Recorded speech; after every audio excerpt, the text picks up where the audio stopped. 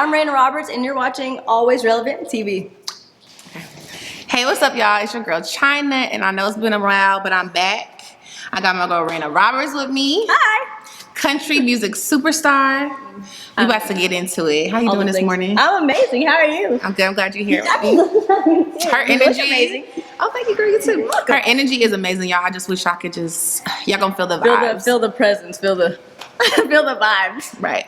Okay, so me and Rayna connected off of Instagram. She slid in my DMs. I was like, ooh, I did okay, it. let's go a DM. I was like, ooh, China. Yes, so what's period. up? So we're just gonna get into it, straight into it, because country music is not my thing, but I know a little bit about it, so like a little sprinkle. Just a little sprinkle. So just tell me how you got started and why did you pick country out of all genres? It's interesting because I grew up listening to all genres of music. My parents played everything for me, so I listened to Beyonce. I listened to DMX and Southern trap music, but then I also listened to Chris Stapleton and the Chicks and Gretchen Wilson, which are country artists. And as a songwriter, I was writing a whole bunch of different songs before I went to Nashville, and I was working with people in some of Beyonce's camp and Drake's camp, but the sounds that I was making with the producers weren't particularly me. And I was like, let me go to Nashville, because people write typically with guitars or pianos, and I play piano, so that's how I write my songs instead of top lining. I'm not good at top lining for real. And so when I went there, I was like, oh, this feels like it fits me. And so honestly though, I don't feel like I'm just a country artist. I feel like I am the genre. Okay, so whatever she is the genre. Okay. So whatever I'm producing, some of my songs are traditionally country, but other songs I have influences of Beyonce. I will talk about Aubrey. I'll be I'll reference people. I reference different artists. I just referenced Megan Thee Stallion in my latest single, and it's called Pretty Little Devils. It's about girls on the pole on stripper poles, because I love P Valley. Come on, talk about it. Down in the valley. It really inspired me, and I just did my first music video. In my music video, I got pole dancers, and they're in this ranch, and there's horses circling around them, kind of like a real life merry-go-round. Okay. So I love all the things. That ain't just country music. That's all the things. Okay, so let's back it up, because you talk about country music, which you said Beyonce, Drake, Megan Thee Stallion. Yeah. How did you go from I want to be a singer to actually being able to put music out Oh man, so I'm always saying I've never been shy to sing.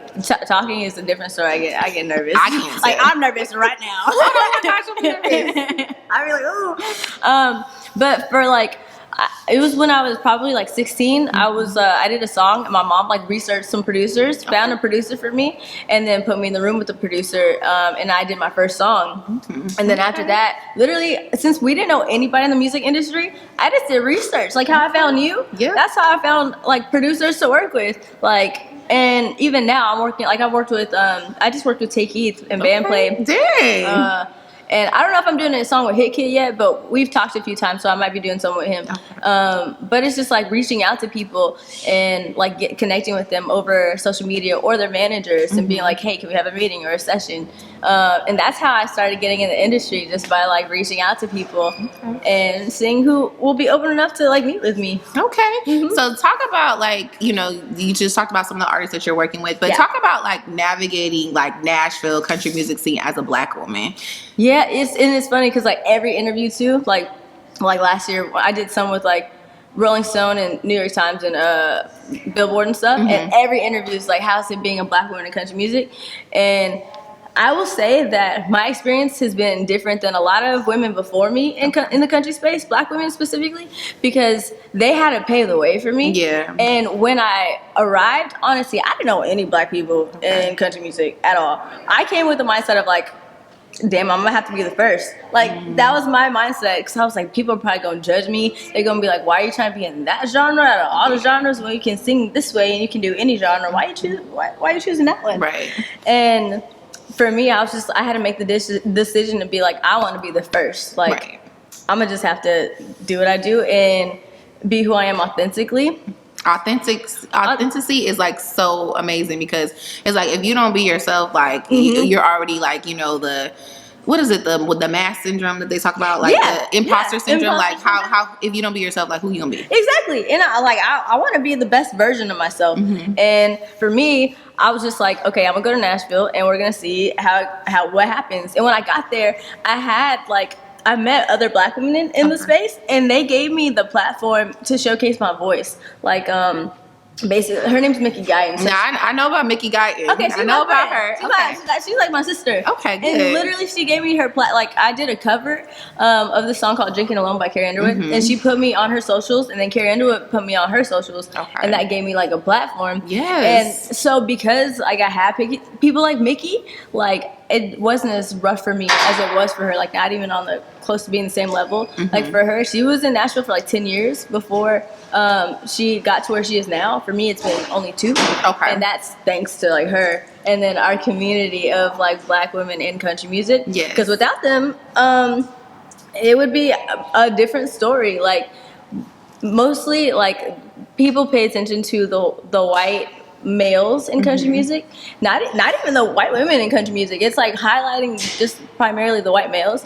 So for us Black women specifically, it's like we got to stick together. Yeah. And so for me, that's why I wanted to reach out to people like outside of Nashville and connect with my community and bring the culture to Nashville. Like, especially because most people are like, oh, I don't like country music. Like, I ain't about to listen to country music. And I get it. Like, I understand. If you don't grow up listening to it, you'd be like, why would I, like, where's the connection? Why I don't see myself, like, reflected in that music. So I want to be that person that can be like, hey, it's okay if you don't listen to country music. You can listen to me, though.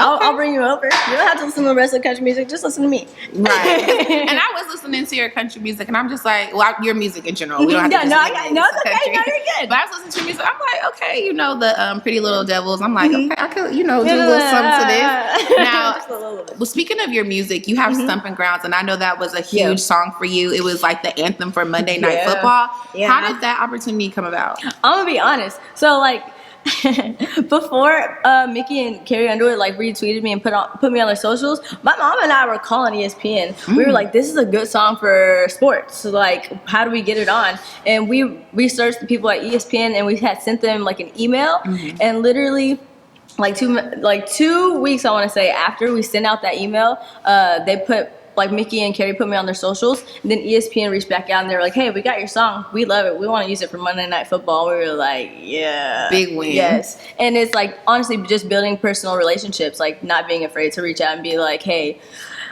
you know, like seeing if they'll work with you even at the level that you're at. So that's how that happened. I feel like if you guys are not paying attention, she's dropped so many gems about the power of social media, the power of pitching yourself, building relationships. So definitely, y'all take that gem because Rayna is dropping them. I mean, I'm just doing the best that I can because like it's like nobody's gonna work harder for you than yourself. No one should work harder than than yourself. I know that's right. So, you know, I just gotta put in the work. Okay. Now, as far as putting in the work, like right now, would you consider yourself like independent, or you know, what is that situation like? I'm an independent artist, and I'm gonna be honest, it's really difficult too, especially because like I'm not saying I've done like incredible things, but like, well, you have. Don't downplay yourself. I think I've done things that will like take me to the next level. But I'll say in the country space, like I've done like the biggest country music festivals. I've toured with Reba, who's like a legend in country music. Oh yeah, Reba McIntyre. Yeah, I see a little bit. I know a little bit. Yeah, just a little bit. And this other artist named Luke Combs. Okay. Who's like huge in country music. Like I've been around these people. I've worked with these people. But like me being who I am authentically, I know that for their demographic, which like I feel like the country demographic is typically looked at as like 30 to 55, like a white demographic. And so labels in Nashville are like, how are we gonna make this work? How are we gonna make this work? And so it's been hard as an independent artist, but I feel like my team has been able to do like a lot with what we have so far. But I do want to get signed to a label. Like I feel like that will take me to like the next level. So that is what right now I'm striving to like build my audience, grow my audience, and continue to just like climb and do what I can do. That's my ability. So with all of this stuff, like, you know, you hear about like labels, but I hear like you're saying like you've done so much research, and I love that. What is like something that you would want in a deal? And like, what are some things like if people don't know how to research it about how to read a contract? Like, what are some tips like people can just make sure that they're protecting themselves? Ooh, definitely have like an entertainment lawyer. Like, don't sign anything without an entertainment lawyer. Y'all heard that? You can do the best. You can do the best that you can, but at the same time, that's not what you're versed in. So, so don't try to do that by yourself. But definitely like creative control and like trying to see what they'll. I feel like it's different for everybody because everybody wants something different. Like for me, what's important to me is to make sure that I can showcase like my creativity, and I don't want to be stifled or put in a box. Right. So if somebody's offering me like a few $1 million or whatever the deal is, but they're like, you can't be you, I'm like, damn, I can't do that. Like, because I'm trying to be legendary, I'm trying to make history, and you put me in a box ain't gonna allow me to do that. So it's different for everybody, but I would say definitely get an entertainment lawyer, and don't try and do that yourself because we don't want any bad situations. So is it true, like, you know, people say like, oh, I have a lawyer, but it's the label lawyer. Like, you should have your own personal lawyer separate from like a lawyer from the label? I would, you know what, honestly, I'm going to say I don't know, just because I haven't been with the label and I don't know what that relationship would look like. So I don't want to give out false information, but I would say just make sure you do your research first and trust whoever you're working with, because you don't want to be signed with like a few year contract or however long it is and not be happy in it, because you know. Okay. Now let's talk about like songwriting. Yeah, because I know you do got a good pen game. And you know what, when you're like thinking about your songs and like what you want to write, like where do you draw inspiration from? I'll be honest, I'm a nerd. Like, I'm like, I feel like people probably think I'm like kind of like diva-ish and stuff like that. I'm so shy and I'm so nerdy. Like, I will watch TV shows and movies and like Star Wars and stuff to write my songs. Like 2 of my songs on Spotify are about Star Wars. Like, that's but would people be able to like if they listen to it, would they say like, this is reminding me of Star Wars? Like, you would never know. No, they would. I would have to tell them, and then they'd be like, "Oh, okay, I see." Like, or one song is called "67 Winchester," and I wrote this about this TV show called Supernatural. If you watch Supernatural, then you will understand. You'll be like, "Damn, yeah, she wrote this about this character for sure." But in general, like, I draw my inspiration from like stories that inspire me. And sometimes I write about myself, but it just depends on the situation. Like, I love writing heartbreak songs, but I didn't date until like this year. And I'm 25. Okay. So I just draw inspiration from the things that like give me, like make me feel things. Okay. Dude, what do you write about? Where do you get your inspiration from? Girl, the celebrities, what they be putting out there, you know. But you have to, but like for you and your writing, how have you gotten to where you're at? Have you studied other types of writing? Yes and no. Like, I feel like as I like get more into my career, like I've strengthened my writing skills. Yeah. And I never like really envisioned myself as a writer because I like to be in front of the camera. I talk. I started off in radio, so I feel like yes, I was a radio girl. I love it. Yes. So I just feel like, you know, just kind of like reading different articles and things like that. It kind of like you kind of like figure out what you like. And I know like why I would do that for like other radio personalities. Like, oh, I like what she said this or how she did that, and just kind of took a little bit. Yeah. And then made it you. Just made it into me China. Okay. So what do you have coming up next? I know you said you just shot your music video. How can everybody watch it? When's it coming out? YouTube, Vivo. I'm trying to see. I actually sent it to Katori on P Valley, and so I'm seeing if she'll put it on. She put it on her socials. I'm trying to see if it'll go up on P Valley socials also, because or the soundtrack for next season. That's why I asked her, because she said she's been listening to it as she's writing season 3, but that's not coming out until like I think 2 years from now. Child. 2 years. They need to stop that, but you know what I'm saying? 2 whole years. But at least when it comes back out, it'll be like even, you know, to the next level up.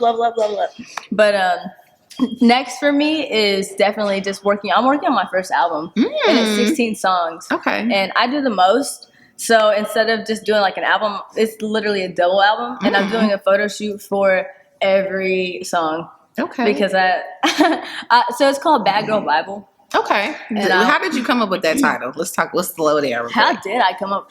I'll be honest and say I don't even remember how I came up with that title. I just wanted to be I want to be extra. And I think just one day I was like, Bad Girl. one day I was like, Bad Girl Bible is a cool title. And I was like, I wonder if I could get away with using that as an album name. I was like, people might be mad about that. And I was like, but I really like it, so I'm going to just do it anyway. And then I was like, I want to actually create like a red Bad Girl Bible. And then for every song is like a chapter in like this Bible, and every like the photo shoots will go to each song. So it's actually like I'm actually creating something that I feel like will have like substance and art and whatnot. So what type of like vibes, like it's the Bad Girl vibes, so like what's some of the songs like your listeners and your new listeners can expect to hear? Oh man, it's such a wide range. Like honestly, I'm a ballad writer, so I love writing like songs like Adele. Like those are like my favorite songs to write. Songs that make you feel that. I feel like a lot of time when I get on the piano and play something for people start crying. And I'm like, ooh, I want that. I want people to feel that. So there's going to be those songs. But then there's also going to be like the turn up songs. Like the one I have with Tay Keith is going to be on there that I'm excited about. And stuff that just makes people feel confident about themselves. Like that's what makes me happy. I want people to also feel confident in themselves. And if they want to walk around like in a sheer bodysuit or naked or whatever they prefer, they feel comfortable doing so. And listening to my song doing it. So that's what you can expect from the album. Okay. And when do you have like a date that or a time? I don't have a date yet. But it's definitely 2023, 100%. But after I get the rest of these photo shoots done, then it's gonna be all the way. It's gonna be a masterpiece. I feel like it's gonna be a masterpiece. Now, when you come back to LA, you need a little backup dancer. Or something. You want to come on stage? Oh, I want to come on stage. Would you actually come on stage? I would. Stop it, for real. I would come on stage. I'll bring you on stage. I'll bring you on stage. I'm for real. Oh, okay. All right. Now, if y'all see me on stage, you won't get stage right. I don't think so. Well, I mean, how big is the crowd? Well, the shows I do, like I just did Formula One. That was 150,000 people. Girl, put me in the back. I'll come out, but I'll be in the back. Okay. You said not. I mean, I know you big time. I didn't think you was gonna say 150,000. It was my biggest show so far. Ooh. So that was a lot. That was a lot of people. I'm not gonna lie. I was like, ooh, because I had to do the national anthem and I did my own set. Yeah. But for the national anthem, I'm not gonna lie, I was nervous. I was like, because Formula One's bigger than doing the Super Bowl national anthem, and I was like, oh shit, there's millions of people watching it on TV. I can't mess this up, but. It was cool. I think you'll be fine. I think you should try it. Well, we gonna see y'all what happens. Just do it. Why not? There's no reason not to.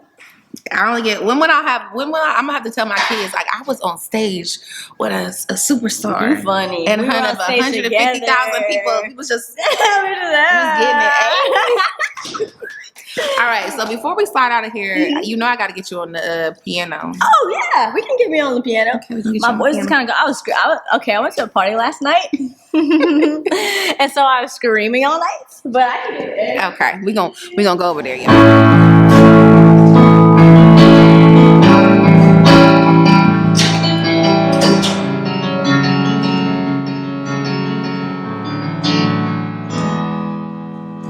Do you want me to do a whole song? I should have asked that. Whatever you feel. Okay. Wow, all the pain that comes I can drag till I feel so numb that my heart doesn't notice the tears about to cry. I'd rather be wasted than watch you walk away than hear you say I loved you, but I just don't feel the same. I'd rather be wasted, 'cause I can't hold you no more. So I'll hold my liquor instead and pray to God that I'll forget. I'd rather be wasted.